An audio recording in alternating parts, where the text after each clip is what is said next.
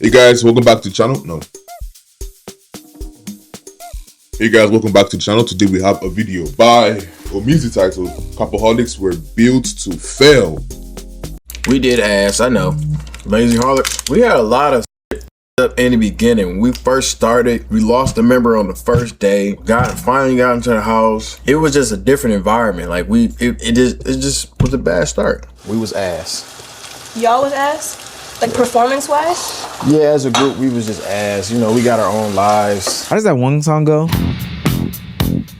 Another one bites the dust. Arguably one of the hardest things to do in content creation is start a group channel. It relies on so many people being equal participants to a bigger collective without seeing some sort of results in the interim. But that wouldn't stop DDG from making his attempt. In his journey to make Capaholics his new group endeavor work, he decided to ignore all of the warning signs and prerequisites for making a content group work. Instead, he decided to stick his friends in a house, believing that the proximity to the greatness that is DDG, Deshay, J5 as content creators would have them rise to the top. But he missed out on some very pivotal things, and ultimately it would lead to the group's demise as we see it today. If you're new to this and you haven't already, please hit that subscribe button. It's gonna go a long way for the channel. How y'all feeling about the new studio? How y'all feeling about the new setup? It was all because of you. Now join up before we get to 200K. Now, back into the video. Now, I don't blame DDG for thinking that this was the way to go about doing content creation. After seeing the success of the Sidemen, AMP, Phase, now known as Core, I would think that if I had a group of friends and I had a bunch of cameras, I too could make a bunch of group content. But there were very key things missing from this equation that DDG didn't factor in that will ultimately lead to the demise of his group channel. Saying that I want to be, I think I'm bigger than the program, definitely is not that, you know what I'm saying? I come from a place where I know ain't nothing bigger than the program, you know what I'm saying? But the program can't work if other niggas think they bigger than the program, you know what I'm saying? And I'm not gonna say any names, you feel me? Because that's not what I'm here for. I'm just gonna kind of like give like a surface level answer, because I'm not here to like just throw the blame on niggas. But at the end of the day, like I feel like the person that made me lead this shit definitely should come out and say something, because they the reason, and they know they're the reason. You know, everybody in the group knows they're the reason. Everybody in the group says, man, hey, I respect your decision, you're 100% right. Every nigga, like if any nigga come out and say they didn't, like, then just lying to y'all, and that's on my heart. Now, I don't think that J5 is the sole reason why. I ain't gonna lie. My first take on that is, you know, I feel like what really hurt them when they first started was losing J5, right? Because like he was one of the core members, one of the core founders, and when he left, that kind of just destabilized them. Well, because I don't think they were really going far in the way, but I feel like losing J5 at such a pivotal time, you know, it's really broke them up. You feel me? The group is not succeeding today. Granted, taking one of the biggest members from the group and removing them from the collective is not going to help you one bit. But I do think that the messaging that he was portraying before he had left the group, mind you, this is even before day one, is very important to a reason why that it failed. Even that group, like it's not a real group, bro. Like that ain't real. Them ain't real. Like, and I'm not saying like friends, speaking on as far as everybody individually. I'm just speaking as a group. That's not a real friend group, bro. Our friend group was always based off of the ranks of popularity. Like last year I was at the bottom of the rank. If I put up to the club late, nigga tell me, nigga, it's over. Like you can't even get in the club. Like I'm not coming out to get you. You gotta call like T.O. or somebody. You feel me? Like that's the only way a nigga get somewhere. Like, you know, and that's just a representation of the dynamic of the friend group. And then, you know, this person has talked to various niggas crazy. Even the time I got talked to crazy, like this situation where a nigga just blatantly disrespected a nigga below the belt. He blatantly disrespected another nigga below the belt. And that person didn't say nothing. They took it. Like they just, nigga called a nigga a bitch, I made you, and dude, you drive this and whoop, like real crazy shit for it. It's like, damn, like what the fuck? Like, now, I can't vouch for their specific friend group dynamics, but if I'm let's pause it right here. So you gotta understand, people, that these streamers, people that stream, people that do all this shit, like they aren't like real friends, bro. Like, you feel me? You can see someone consistently streaming other people, but like don't think they are real friends. I mean, some of them are definitely real friends, you feel me, right? A lot of people hang out together after stream and do a lot of stuff after stream, right? But a lot of them are not real friends. They just do this for the monetary gain. Damn, my English. They do this for the monetary gain, all right? To get some money, get some views, get some likes, get some clout up. You know, you feel me? There are a lot of reasons they can do it, but these guys are not real friends. So stop being invested as much in them, bro. Because they do all this shit for themselves, financial, to get more money. You feel me? So I don't know. They aren't real friends, bro.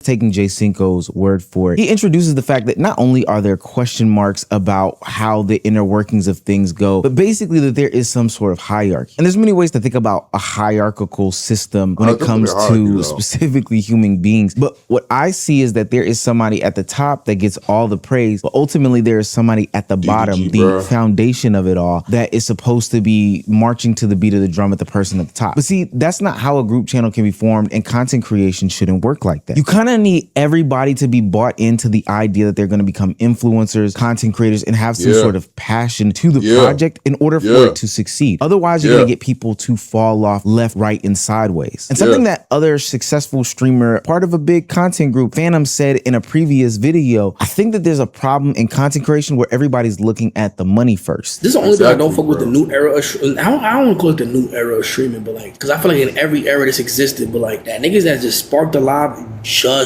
for the bag, like nothing else. Like, with only 6 group videos in 10 months, and when we look at the Twitch analytics, which we will in a second, I think it's fair to question the validity or maybe the reality of some of the members' content creation careers. Look, it's no secret. There's a bag in content creation. We're seeing all of these content creators become the new rappers, the new athletes. So I ain't gonna lie to you. I'm doing this shit. I'm new for the bag, bro. I ain't gonna lie to you. I'm new for the bag, but like, you feel me?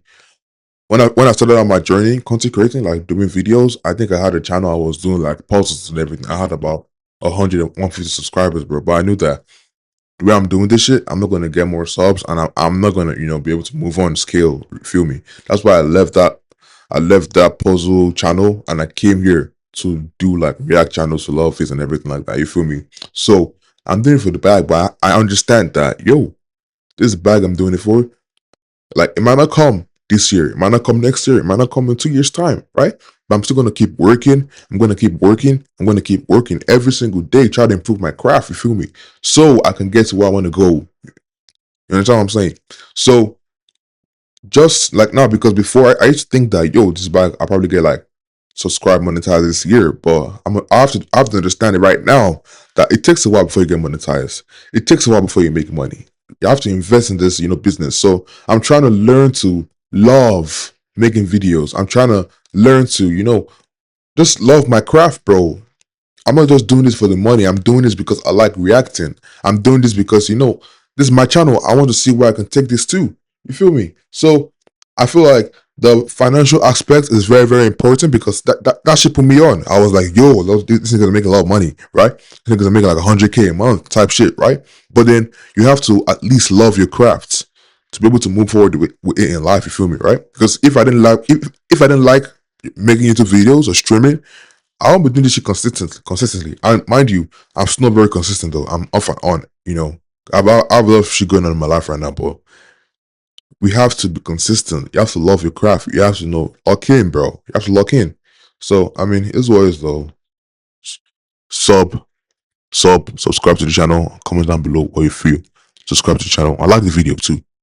With their chains, cars, clothes, and lifestyle that everybody wants to live. But does that mean that anybody and everybody can just prop up a camera, hop on the microphone, and say something consistently where people will listen? No. I'm not here to complain about this line of work, but ultimately there is a level of grind that is involved in all of this. It's entrepreneurship. It is, making your own way for a long time until something pops out. And I will say this for people that are forming a group channel, if members of the group don't have the passion to be doing this thing on their dolo without the need of the group, then ultimately it's not going to work. And that's the exact situation that's going on with Capaholics. DG was not here. DG picked me on as music. I can say that now. Like I always tell y'all this. Without my cousin moved, I would not be doing music at all. I'm just thankful, nigga. That's the biggest thing I wanted to do in life was music. You know what I'm saying? So, nigga, I followed the footsteps of my brother Vine. Vine TV, the one that picked me on. Vine TV, the one that bought my ticket out here that got me to Cali.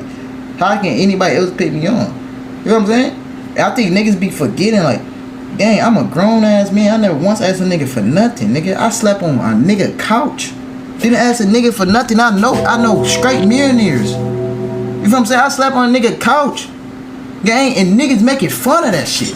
Never could understand it, gang. This why I came on this stream. I'm like, this my last month streaming. Like, on my mama. This my last month streaming. I'm not streaming next month, gang. I'm sick of this shit. You know what I'm saying? I love the Capaholics, but this streaming shit, gang.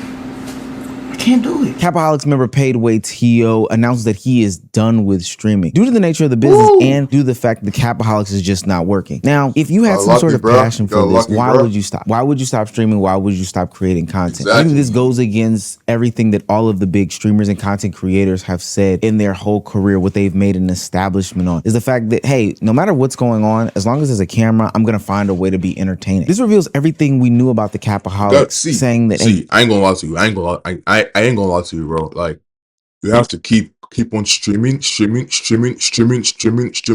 bro. You feel me? Because because imagine, I'm gonna give you a scenario, right? You have a channel, you post one video a day, or you have two channels, you post 2 videos a day. How do you get more exposure? How do you get more exposure? By posting more videos. By posting more videos, you reach more people, you get more subscribers, you feel me, right? You move up in life. Everything just gets better the more you post content. Quality content though, not like bad content, quality content. The more content you post, the more good content you post, the more subs you get, the more likes you get. You know, the better you feel about your content, the better you feel about your channel. So the less frequent, I mean, unless you're like a Mr. Beast or like you're I don't know, I Show Speed or I don't know, Kaisenat, right? That you probably stream once. And even those guys don't stream once a month. Those guys don't stream once a week. They're doing 72-hour stream on the rip. So that's crazy on its own, right? You feel me? Right? But as a content creator, you have to lock in, you have to keep on posting good ass content every single day. No matter how you feel about it, you have to keep on posting good ass content. If not, you're gonna fall out, bro. You're gonna fall out because this YouTube shit is not easy at all. It's not easy at all. I think last week the videos I posted, right, they got 0.0000 views, and I felt bad because like I'm doing this shit every day. I'm working like 40 hours a week. I'm going to school and everything, but I'm seeing 0 views. And like I dedicated my time to like record these videos, but there are no views, no subs. You feel me, right? So I mean, it is what it is, by the way, but as a content creator, you have to be consistent.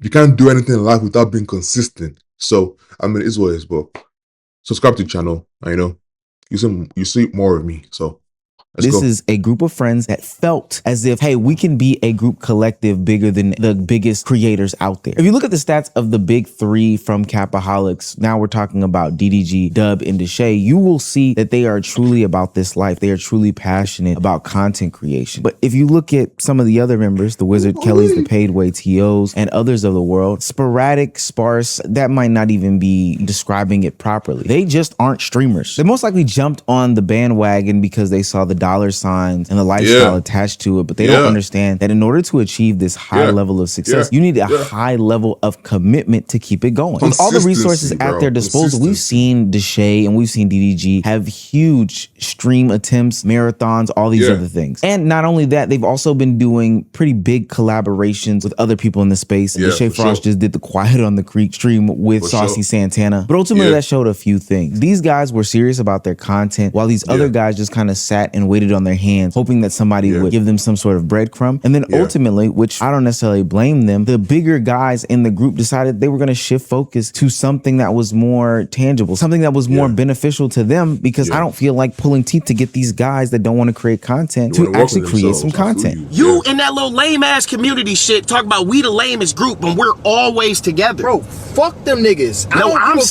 saying this is I ain't even reading my chat. No, nigga. I'm saying like fuck what they say. No, nobody. I'm saying, nigga. No, I'm saying if we gonna be a group, we gotta do shit like this all the time. No, you know what I'm saying? Niggas don't be together, bro. I'm not That's saying. all I'm saying. Why we can't say, hey, every day 1 p.m. we all sparking. Boom. You only got 2 hours. You gotta go pick up woo wop. Cool. You get off at 3, but we spark together. Why we can't do little shit like that? It ain't gotta be no crazy shit. We ain't got a plan to jump out a plane together. We can just stream together. Okay, so look, we can play the game. We played Among Us. Bang. Nigga, that shit got 500K on my YouTube. Nigga, I'm playing a game.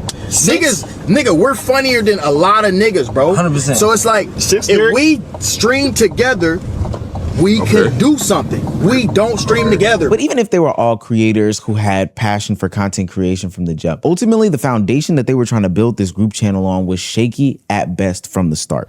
I ain't gonna lie. So my take on that is, because they're your homies, right? You try to put them on, you try to, bring them together to, because I rock with these guys off camera and we have like a good synergy. You feel me? We rock with each other. We have, good vibes and everything, right? So without understanding, when I bring the camera into the picture, we're supposed to, lock in. We're supposed to have fun. We're supposed to like give good vibes and everything, right? You feel me? But what you don't understand is that those guys you were with off camera, they might not want to put in the work you put in to get to where you are. They might not want to, lock in with you guys every single day. Wake up and start streaming. They might not want to do that. They might just want to, have their shit going on. They might just want to, do their own shit. You feel me? So everyone has what they want to do. But if you want to go up, you have to collab, work with other people, and you feel me? So I think what he should have done was look for people that are thirsty for the opportunity, people that want the opportunity. Like T Banks told him, like, yo, if it was me, we were making money now, making bread. You feel me? But the guys he has on this channel that they don't wanna, they don't wanna, go up. But I mean, it's what it is. It is what it is. My English, damn. Core's currently going to fail. And I said this when Core first got announced. The issues with Core are you guys are all very successful individually. And I think you guys are incentivized to just work on your own thing. Like, you're actively doing Maybach Monday, or like you're maybe talking with your team, like Woj or Lou, about like some streams you want to do in the future for yourself. And you'll see the direct benefit from that. And no one's actively like putting effort into thinking about what should we do for the group. So my prediction when you guys started your group is that eventually, like, one person's going to do the brunt of the workload to get it started. Mm-hmm. They're going to burn out just necessarily because they're only receiving, if you put effort into the group, 1/5 of that. There's 6 people, 1/6, whatever the percentage is, but they're getting like 1/5 or 1/6 of the return of that. If they would work on their own things, they would feel much better because they'd get more return. It's kind of like, imagine doing a group project every week and you're getting an A, but you're doing all the work. Career streamer and content creator Ludwig was talking to core member Jason the Ween, who has also been a part of, at this point, 2 group channels, pointing out the harsh realities, not only of their group channel and why he thinks that they'll have some issues, but the realities of group channels in general. Ultimately, it's not as lucrative or beneficial as people make it out to be, specifically on the monetary side. Think about this. If you have a group of 6 people, if you make $60,000 on a video, you have to bust that down. First, any employee pays, taxes, and then split the rest between 6 other people, as opposed to doing your own individualized content. So that is a harsh reality of doing group content in general, but one that can ultimately be mitigated with other things coming down the line. And ultimately, it's inherent to a group content. But what is unique about Capaholics, and other groups fall for this trope, is that they have a one person running the show. This is the other portion that Ludwig was referring to. If everybody's not planning the same, doing the same type of work, and producing the same sort of output, this is going to create burnout. It's going to make somebody that's an individual jaded to the situation. And ultimately, it's going to make them pissed off and not want to continue. But the sad part about it is, if that person doesn't continue, then the group just falls apart. You the Warriors, right? Yeah. You getting your ass whooped all season. You win 2 games. You gonna say we the best team in the world? No. Nigga, we ain't even make it to the playoffs, nigga. If we lost the whole shit. Nigga, we've been losing. You a boxer. We had the internet. No, listen, bro. We had the internet on lock. October, November, little bit of December. Then niggas start bullshitting. It is what it is. I ain't saying nothing crazy. DDG's individual seriousness. I ain't gonna lie. And I remember, like, when he was talking about this shit online, I remember people like going at him that, yo, you're talking about this shit too much, right? Like, you're supposed to talk about it less and motivate your guys more to do what they're supposed to do. But I was like, yo, I created this group and we're supposed to be locking in and we're not locking in. So I have to talk about it, right? And it's sad from, I think, like I said, October to now where we are today, right? That's about a year. So nothing's really happened in a year. So, I mean, that's crazy. About the group displays a level of passion that he has for this group to work. And as a career content creator, I could see that. It makes a lot of sense to me. But ultimately, if the other people that aren't as busy as you, aren't working on other projects like you, aren't putting effort and time into the business, then ultimately that's going to make the busiest person in the group pissed off and not want to interact with them anymore. So now DDG has to ask himself, Deshae has to ask himself, Dub has to ask himself, would I want to put my time, effort, and energy into creating my own individual video that could also bang and bring me benefits? Or do I want to put effort into a group channel where others aren't working and I'm not seeing the residual benefits? Like, let's be honest, gun to the back of your head, can you name 3 other members of Capaholics not named DDG, Deshae, or Dub? No, but you would think that would mean that those guys would be working as hard to get their names bigger than ever. But the reality is that's not true. We was ass. Y'all was ass? Like performance-wise? Yeah, as a group, we was just ass. You know, we got our own lives. I got a son. My brother got a son. So we got lives. Sometimes our schedules just don't align for us to do group videos and do group content. It's not as motivating as it should be, you know. And that's why it's ending? Yeah, a lot of the groups be younger.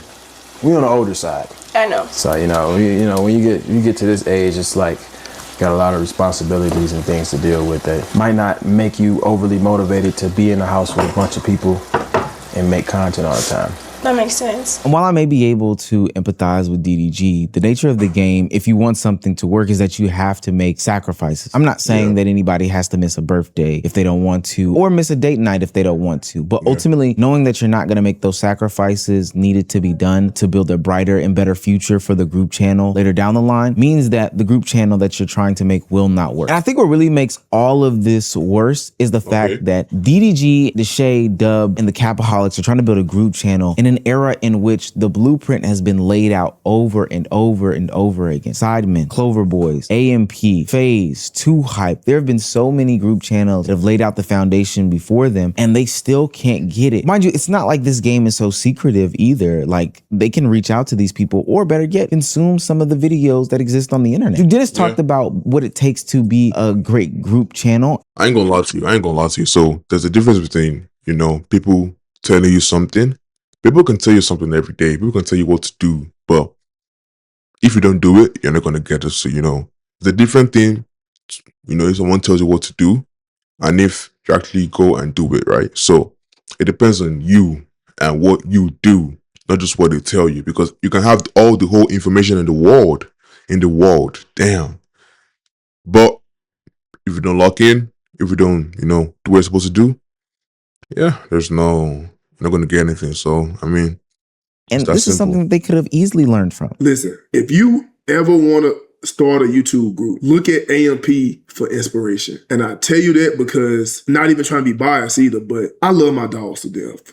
You got a problem with my dogs, you got a problem with music as well, vice versa. These are my actual friends that has turned into brothers. But most importantly, nobody is more important to the group, and we all do shit for the group, even if we don't want to do it, because we know it is good for the group. Ultimately, content groups should be established and made by those that are bought in, that are passionate about making content, that aren't, you know, putting the brunt of the work on one person to make all the decisions, even though this person is the biggest name in the space. It should only be for those that truly see the forest for the trees for the forest beyond the trees, the bigger picture that lies after putting in the work. You need people who have a healthy relationship with one another, and you need people who are genuinely caring about the content, and one without another is a recipe for disaster. For the Capaholics, they started on the wrong path and they never course corrected. And now if you look at a year later, you would say that this whole time has been wasted. I remember this DDG tweet where people were talking about the disparity between him being a streamer and then his collective being a streamer, and he was like, yo, take a look a year later. Yeah, buddy, we got the Twitch stats. It's just not looking good. But the reason why I'm not saying that it is a year wasted is because there is knowledge in failure. There is knowledge in others doing bad things. So maybe not for DDG, Dub, and Deshae should they be looking at this, but for anybody else looking at creating some sort of group channel, I think that it's actually more important that you study the failures of Capaholics as opposed to the successes of AMP or Beta Squad. Sure, you can learn great things from the successful content creator groups, but you can learn exactly what not to do when looking at a failed content creation group like the Capaholics. All right. Yeah, that's a good ass vid. I ain't gonna lie. That's a good ass vid by Omizi. But yeah. So let's see what we have next. Let's see what we have next in the channel on the React channel.